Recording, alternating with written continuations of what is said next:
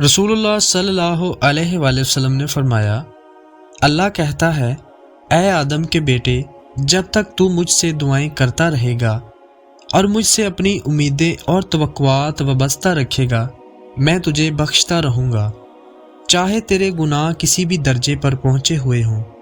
مجھے کسی بات کی پرواہ، ڈر نہیں ہے۔ میرے پیارے آقا صلی اللہ علیہ وآلہ وسلم نے فرمایا، میں اس شخص کے لیے جنت کے کنارے ایک گھر کا ضامن ہوں جو جھگڑا چھوڑ دے اگرچہ وہ حق پر ہی ہو، اور جنت کے بیچ میں ایک گھر کا اس کے لیے جو جھوٹ بولنا چھوڑ دے اگرچہ وہ مذاق ہی میں ہو، اور جنت کی بلندی میں ایک گھر اس کے لیے جو اپنا اخلاق اچھا بنائے۔ رسول اللہ صلی اللہ علیہ وآلہ وسلم نے فرمایا، وہ نکاح سب سے زیادہ بابرکت والا ہوتا ہے جس میں اخراجات بہت کم ہوں۔ حضرت علی رضی اللہ تعالی عنہ نے فرمایا، زندگی میں آگے بڑھنا ہے تو بہرے ہو جاؤ، کیونکہ بعض لوگوں کی باتیں مایوسی میں اضافہ کر دیتی ہیں۔ اللہ پاک کبھی دو مخلص لوگوں کو جدا نہیں کرتا، جدا تب کرتا ہے جب دونوں میں سے کوئی ایک منافق ہو۔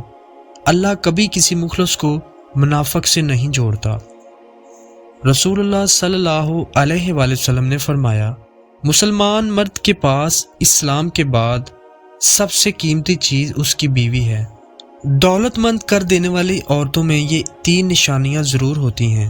نمبر 1، پرہیزگار، پردہ کرنے والی، اللہ کی عبادت اور نماز کی پابندی کرنے والی عورت۔ نمبر 2، ماہر نفسیات کے مطابق جس عورت کے بال لمبے ہوتے ہیں اس کے نصیب میں دولت اور رزق بے شمار ہوتا ہے۔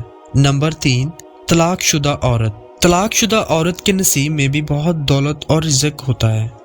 حضرت علی رضی اللہ تعالیٰ عنہ نے فرمایا، اللہ اس زبان سے نکلی ہوئی کوئی بھی دعا رد نہیں کرتا جو اس کے محبوب صلی اللہ علیہ وآلہ وسلم پر درود بھیجتی ہے۔